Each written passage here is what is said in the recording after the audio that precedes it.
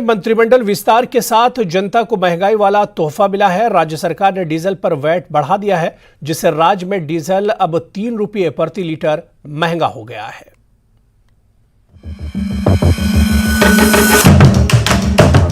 हिमाचल में 3 रुपए प्रति लीटर महंगा हुआ डीजल।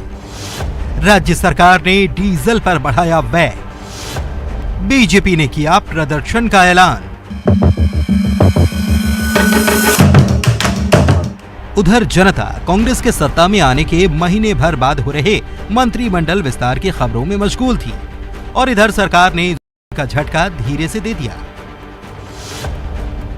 व्यवस्था परिवर्तन का नारा देने वाली सरकार ने डीजल पर वैट की दरों में बड़ा परिवर्तन कर दिया, जिससे राज्य में डीजल अब प्रति लीटर 3 रुपए से ज्यादा महंगा हो चुका है।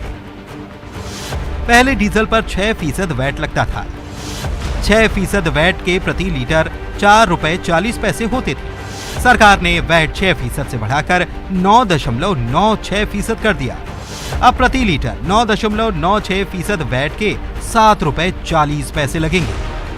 आज डीजल हिमाचल प्रदेश में 3 रुपए 1 अधिक हो गया है, तो जो इसका असर है वो अब जो है वो किराए के ऊपर भी ज़रूर बसों के देखने को मिल सकता है। इसके अलावा जो ट्रांसपोर्टेशन है, क्योंकि हिमाचल प्रदेश में सब्जियां, दालें, ये जो तमाम सामान है ये सड़क मार्ग से आता है और जो डीजल के रेट हैं वो आज बढ़ोतरी आप देख सकते हैं ठीक हमारे पीछे। ये यहाँ पर 85 रुपये 95 पैसे जो है तो वो रेट हो गए हैं।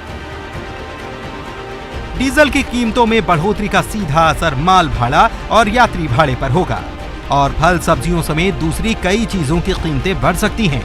सरकार के फैसले ने बीजेपी को बैठे बैठाए उसे घेरने का बड़ा मुद्दा दे दिया है, जिसे लेकर अब बीजेपी सड़क पर उतरकर प्रदर्शन करेगी। भारतीय जनता पार्टी आम जनता की पार्टी है, कार्यकर्ताओं की पार्टी है। भारतीय जनता पार्टी इस प्रकार की जनता विरोधी निर्णयों का विरोध करती है और इसका जो है वो प्रदेश में जो है वो इसका व्यापक विरोध जो है वो भारतीय जनता पार्टी करेगी।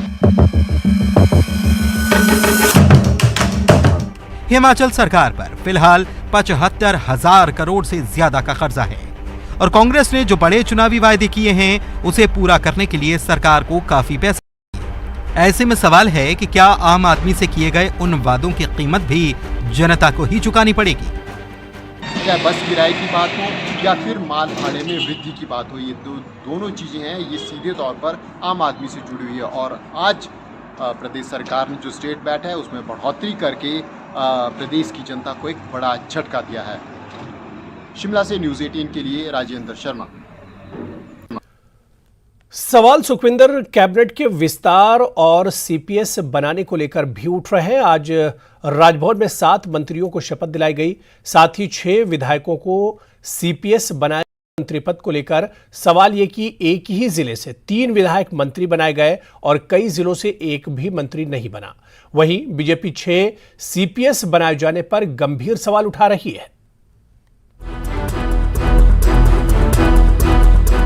मैं धनीराम शांडिल, मैं चंद्र कुमार, आए हर्षवर्धन चौहान घूस, आई जगत सिंह नेगी, मैं रोहित ठाकुर, मैं अनिरुद्ध सिंह, मैं विक्रमादित्य सिंह।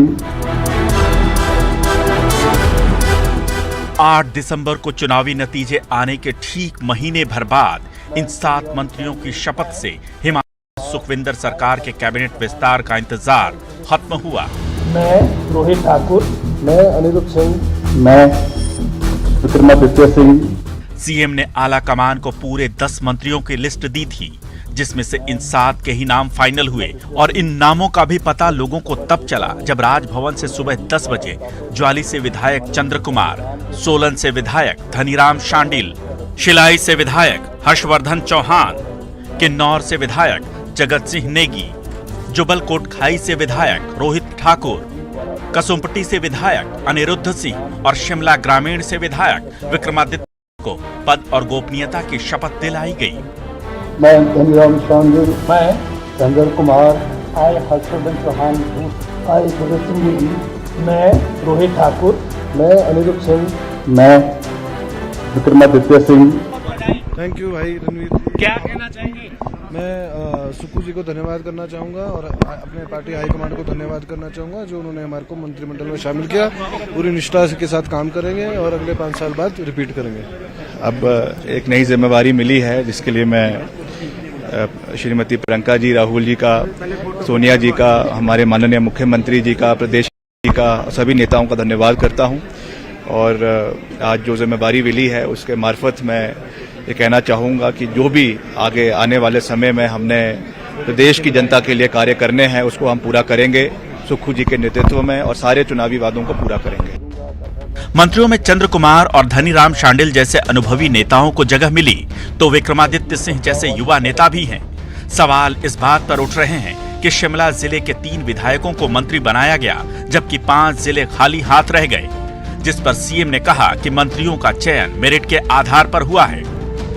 स्वच्छ छवि के लोगों को हमने आगे लाने की कोशिश की है, उनका व्यक्तित्व और उनके अनुभव को आगे लाने की कोशिश की गई है। मुझे बड़ी खुशी है कि मेरे मंत्रिमंडल में पहली बार मंत्री बन रहे हैं और सभी लोग युवा है, पढ़े लिखे हैं, अच्छी स्वच्छ छवि के हैं।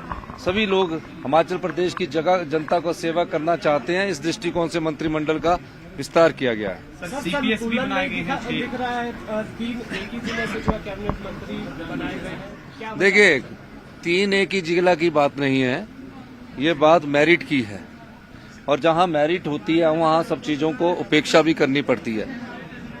जिले में सीनियर लोग यही आए हैं और जिन जिलों में सीनियर लोग हैं उनको हमने अधिभार दिया है पहले मंत्रिमंडल में। मगर मंत्रियों से ज्यादा सवाल 6 विधायकों को सीपीएस यानी मुख्य संसदीय सचिव बनाए जाने को लेकर है। ये 6 विधायक हैं सुंदर ठाकुर, मोहनलाल ब्राक्टा, आशीष पटेल, किशोरी लाल, संजय अवस्थी और राम कुमार, जिन्हें सीएम सुखविंदर सिंह सुक्खू ने मंत्रियों की शपथ से पहले आनन फानन में शपथ दिलाई। माना जा रहा है कि ये नेता खुद को मंत्री पद की रेस में मान रहे थे, जिनकी नाराजगी दूर करने के लिए इन्हें सीपीएस बनाया गया। इस पर सवाल उठाते हुए बीजेपी का कहना है कि सरकार एक तरफ तो राज्य पर 50,000 करोड़ कर्ज का रोना रो रही है, वहीं दूसरी तरफ 6 विधायकों को सीपीएस बनाकर फिजूल खर्ची कर रही है। मुख्य संसदीय सचिवों को भी शपथ दिलाई गई। आप सबको पता है, पहले भी हाई कोर्ट ने इन नियुक्तियों को रद्द किया था।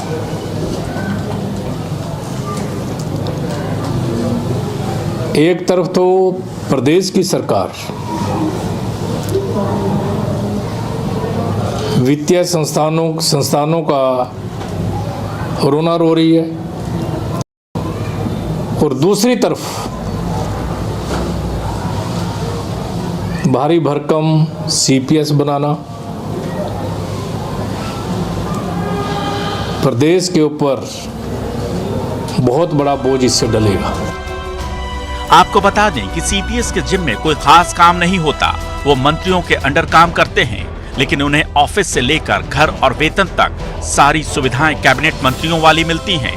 राजेंद्र शर्मा के साथ रणवीर सिंह, न्यूज़ 18, शिमला।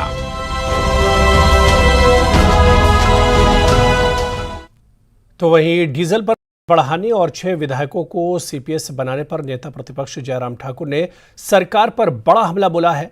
जयराम ठाकुर ने कहा कि सरकार ने सीपीएस बनाकर जनता पर आर्थिक बोझ डाला और उन्हीं का खर्चा चलाने के लिए डीजल पर वैट बढ़ाया। जयराम ठाकुर ने बोला कि हिमाचल के इतिहास में पहली बार बनाए गए 6 सीपीएस सरकार ने हिमाचल की जनता पर आर्थिक बोझ डाला है। सरकार बचाने और बनाए रखने के लिए बनाए सीपीएस, हमने अपनी सरकार में एक भी सीपीएस नहीं बनाया था। हमने कैबिनेट रैंक के कोई सलाहकार भी नहीं रखे थे। सरकार ने सीपीएस के खर्च के लिए डीजल पर वैट बढ़ाया। मीडिया एडवाइजर, आईटी एडवाइजर भी कैबिनेट रैंक का है। पॉलिटिकल एडवाइजर को भी कैबिनेट मंत्री का दर्जा दिया गया। सरकार अभी ही सदन में कर्ज की सीमा बढ़ाने का बिल लाई थी। सरकार अभी 3,000 करोड़ का कर्ज लेने वाली है और दूसरी तरफ सीपीएस की नियुक्ति कर रही है।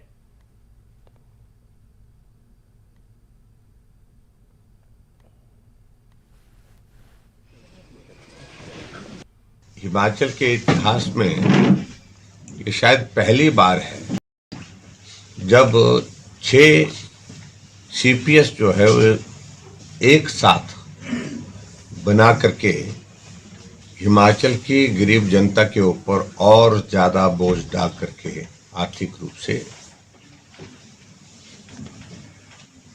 सिर्फ सरकार चलाने के लिए, सरकार बनाए रखने के लिए कांग्रेस के नेताओं ने यह प्रयास किया है कि कर्ज लेकर के सरकार चला रहे हैं।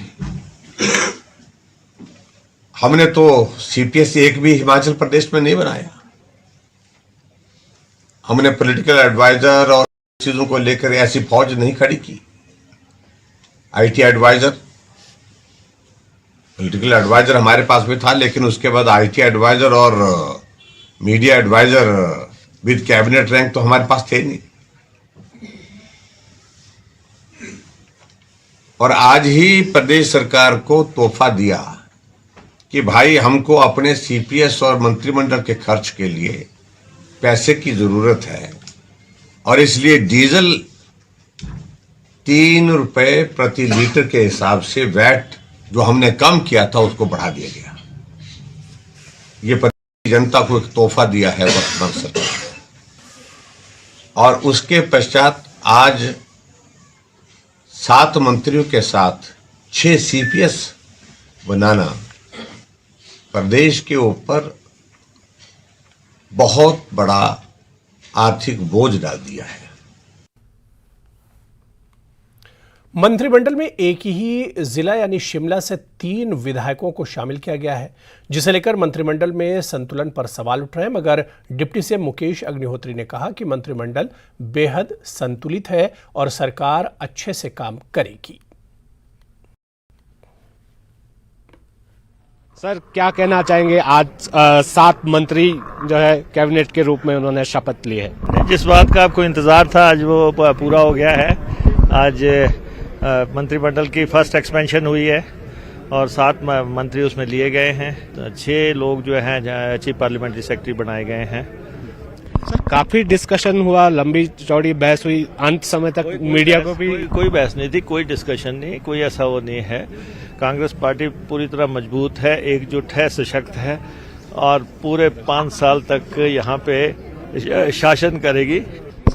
नजर नहीं आ रहा है, एक ही जिले से 3 जो है कैबिनेट रैंक के मंत्री नहीं। अब अगर दूसरी तरफ से chief minister, deputy chief minister आए हैं तो संतुलन तो बना है। तो अभी क्या ये जो चीफ पार्लियामेंट्री सेक्रेटरी भी लगे हैं, तो अभी और एक्सपेंशन की हम जो है संभावना जता रहे, क्योंकि 3 तो आपको पता है कि chief minister, deputy chief minister plus 7 cabinet तो 9 लोग हुए हैं। अभी 3 लोग तो वैसे 3 सीटें वैसे ही खाली हैं। स्पीकर बने हैं, डिप्टी स्पीकर की पोस्ट खाली है। तो ये तो निरंतर प्रक्रिया है। सर, एक वायरल चिट्ठी चले, कथित तौर पर हम कह रहे हैं, क्या है सर? वो कोई फेक लेटर है, ना कोई ऊपर मुख्यमंत्री के कार्यालय की बात है, ना नीचे सिग्नेचर है। सरकार में कोई द्वंद्व नहीं है, मैं आपको बिल्कुल स्पष्ट बताता हूँ। एकजुट है मुख्यमंत्री, डिप्टी चीफ मिनिस्टर दोनों जो है प्रदेश के विकास और कल्याण के लिए समर्पित हैं। प्रदेश को आगे ले जाना है, इसलिए कोई भी अफवाह, कोई भी साजिश, कोई भी षड्यंत्र किसी भी ढंग से कामयाब नहीं होंगे। तो यहाँ उप मुख्यमंत्री कह रहे हैं कि संतुलन जो है बनाया गया है, और यहाँ पर ये भी कह रहे हैं कि कोई जो है द्वंद्व नहीं है, संतुलन यहाँ पर बनाकर रखा गया है। अब देखना होगा कि ये कैबिनेट जो है किस तरह से काम करती है। शिमला से कैमरा सहयोगी दीपक राणा के साथ रणबीर सिंह, न्यूज़ 18।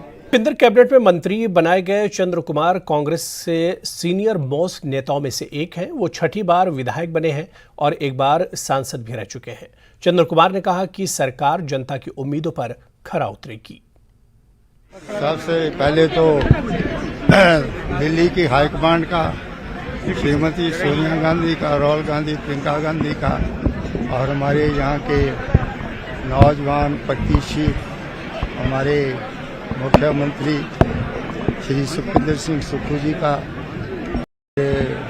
मुकेश अग्निहोत्री का, और जहाँ की हमारी कांग्रेस पार्टी की अध्यक्षा श्रीमती प्रतिभा सिंह का बड़ा सभी का मैं आभारी हूँ कि उन्होंने मुझे फिर एक बार हिमाचल प्रदेश में एक कैबिनेट मिनिस्ट्री के रूप में जो है वो लोगों की सेवा करने का मौका दिया है। सर, आपका हम अनुभव रहा है, आप किस तरह से संतुलन देखते हैं, चाहे सीपीएस के रूप में चाहे मंत्रियों के रूप में? देखिए, अभी हमारे 7 मंत्रियों ने जो है वो शपथ ली है।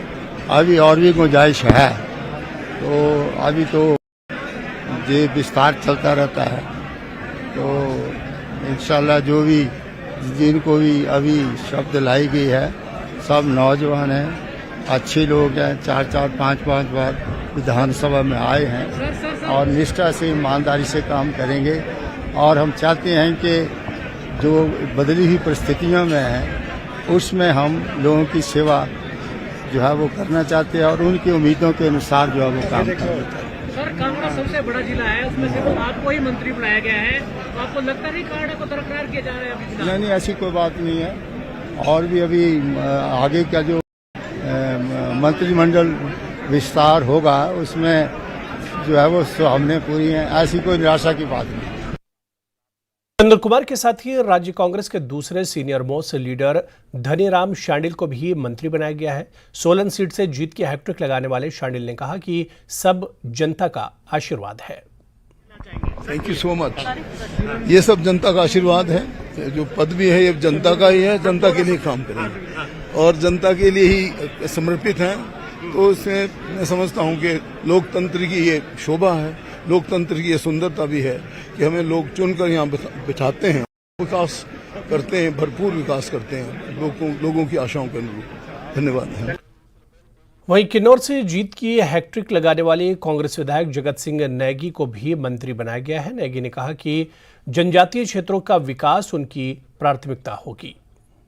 जो है, जब आप स्पीकर थे उस वक्त भी जो है हम आपसे चर्चा कर रहे थे, तो क्या कहना चाहेंगे? पहली दफा जो है आप मंत्री बने। पहले तो मैं आपके चैनल के माध्यम से हिमाचल प्रदेश की प्रबुद्ध जनता का बहुत बहुत धन्यवाद करता हूं, क्योंकि पिछले 5 सालों में जिस तरह से लोकतंत्र का हनन हुआ, जिस तरह से संविधान की भाजपा के जयराम की सरकार ने और हिमाचल की जनता ने दोबारा से लोकतंत्र की बहाली में अहम भूमिका निभाई है, उसके लिए हिमाचल की जनता को मैं सलाम करता हूँ। किन्नौर को आपको लंबा इंतजार करना पड़ा?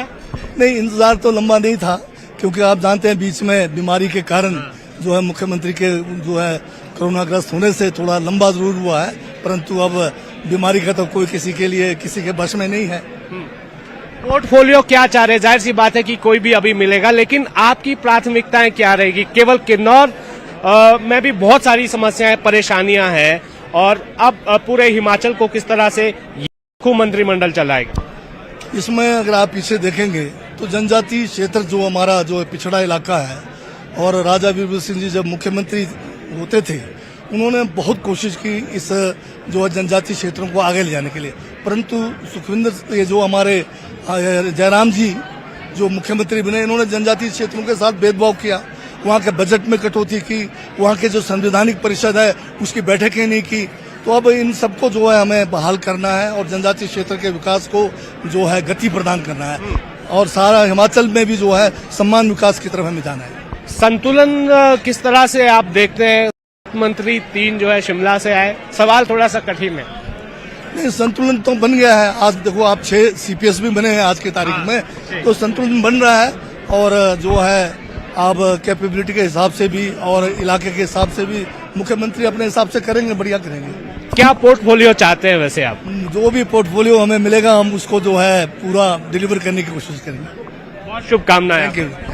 तो यहाँ पर काफी खुश जो है जगत सिंह नेगी जो है लग रहे हैं। जाहिर सी बात है पहली दफा जो है कैबिनेट बने हैं, तो प्राथमिकताएं भी अपनी जो है यहाँ पर बता रहे हैं। शिमला से कैमरा सहयोगी दीपक राणा के साथ रणबीर सिंह, न्यूज़ 18 हिमाचल।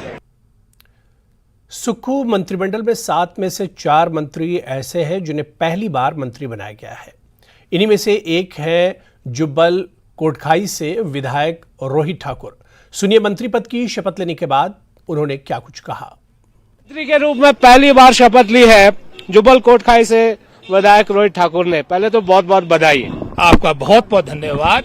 जुब्बल नावर कोटखाई की प्रबुद्ध जनता जनार्दन के आशीर्वाद से 4थी मर्तबा विधानसभा में आया था, और इससे पहले भी मुख्य संसदीय सचिव के रूप में राजा वीरभद्र सिंह जी की सरकार के दौरान काम करने का अवसर मिला है और इस दफा हमारे कांग्रेस के आला कमान ने हमारे मुख्यमंत्री ठाकुर सुखविंदर सिंह जी ने एक नया अवसर मुझे मंत्री के रूप में दिया है। मेरा पूरा प्रयास होगा हिमाचल प्रदेश का अपने क्षेत्र का विकास किया जा सके। तो पोर्टफोलियो का इंतजार है? पोर्टफोलियो प्रेरोगेटिव मुख्यमंत्री जी का है, जैसे मैंने आपसे पहले भी मुझसे पूछा गया है, आला कमान का है और मुझे लगता है कि शीघ्र इस बारे में भी निर्णय हो जाएगा। हम बागवानी मंत्री से बात कर रहे हैं। मैं समझता हूं अब इसका मैंने उत्तर पहले ही दे दिया है। ये सारी बातें मुख्यमंत्री के संज्ञान में है और 1-2 दिन की बात है जहां हमने इतना समय इंतजार किया, ये भी आपके सामने सारी बातें स्पष्ट हो जाएगी। प्राथमिकताएं जरा गिनवा दीजिए। जहां तक तो मंत्री के रूप में अगर आप प्राथमिकता की करेंगे तो पोर्टफोलियो के अनुरूप होगी। जहां तक अपने क्षेत्र की बात करना चाहूंगा, जैसे आपने कहा बागवानी का क्षेत्र है, मेरा पूरा प्रयास रहेगा कि जो हमारे क्षेत्र की मूलभूत आवश्यकताएं हैं, चाहे उसमें बिजली है, पानी है, सड़क है, शिक्षा है, स्वास्थ्य है, विकास एक निरंतर प्रक्रिया, बहुत कुछ हुआ है लेकिन बहुत कुछ करना बाकी है। विकास की परिभाषा हर पल बदलती रहती है, ये हमारी प्राथमिकता रहेगी। और साथ ही साथ हमारी जो क्षेत्र की आर्थिकी की रीढ़ की हड्डी है, बागवानी है, इसको और सुदृढ़ किया जाए। साथ ही साथ पर्यटन के दृष्टिकोण से भी, जैसे हमारे क्षेत्र रोड कनेक्टिविटी के मामले में काफी मैं समझता हूं इंप्रूवमेंट आ चुकी है, ये भी पर्यटन के दृष्टिकोण से भी हमारा क्षेत्र आर्थिकी के रूप में, इकोनॉमी के रूप में हमारा क्षेत्र विकसित हो सकता है। इस ओर भी विशेष विशेषाधिकार मुख्यमंत्री का, लेकिन आपको लगता है कि शिमला जिले से अब जो है बाकी लोग नाराज हो जाएंगे? 3 लोग हैं कैबिनेट में। जिला शिमला का एक अपना इतिहास रहा है और हमारे 2 मुख्यमंत्री, चाहे हम उसमें ठाकुर रामलाल जी की बात करें, वो भी 3 मरतबा मुख्यमंत्री रहे। हमारे राजा वीरभद्र सिंह जी बहुत लंबे समय तक मुख्यमंत्री रहे हैं और अभी जैसे मैंने पहले कहा अभी 2 चरणों का विस्तार हुआ, एक तरह से भी 3 सीटें आपकी खाली है और हमें पूरा विश्वास कांग्रेस आला कमान पे है, अपने मुख्यमंत्री पे है कि जो अगर इसमें थोड़ी बहुत त्रुटि रही है आने वाले समय में उसकी भी पूर्ति होगी। एक आखिरी सवाल लेना चाहेंगे। सेब बाउल क्षेत्र से आप आते हैं और सेब का मुद्दा हमने आपको आंदोलन करते हुए भी देखा। लंबी सूची है जो परेशानी है सेब बागवानों को, वो उसको हम किस तरह से देखेंगे? ये सारी बातें मैं समझता हूं अपने घोषणा पत्र में भी रखी है, जो पिछली गवर्नमेंट के टाइम हमारे क्षेत्र के साथ, बागवानी क्षेत्र के साथ अनदेखी हुई। उदाहरण के तौर पे अगर मैं अपने क्षेत्र की बात करूंगा, जो कांग्रेस सरकार के कार्यकाल के दौरान इंसेक्टिसाइड, फंगिसाइड पे आपको सब्सिडी मिला करती थी पिछले कुछ 3 दशकों से, वो वर्तमान पिछली सरकार ने बंद कर दी थी। हम थक के विधानसभा के अंदर बाहर इस मामले को उठाते हुए कि जो आपने ये डायरेक्ट बेनिफिट ट्रांसफर स्कीम की योजना लाई है, ये धरातल पे कहीं नहीं आनी। लगभग मैं समझे जयराम सरकार ने 10 करोड़ का प्रावधान 3 वर्षों में रखा था, लेकिन एक भी बागवान उसके लिए आगे नहीं आया। हमने काफी प्रयास किया, लेकिन उस सरकार को जनता जनार्दन ने अपना जनादेश दे दिया। जब आपके 22 के चुनाव हुए, चाहे वो हमारी इंसेक्टिसाइड, फंगिसाइड की योजना होगी या इम्प्रूवमेंट, अपग्रेडेशन, हमारा जो इंफ्रास्ट्रक्चर है हॉर्टिकल्चर सेक्टर का, उस ओर भी विशेष प्रयास किए जाएंगे। बहुत शुभकामनाएं आपको इसका। Thank you. तो यहाँ पर अपनी प्राथमिकताएं रोहित ठाकुर भी गिनवा रहे हैं।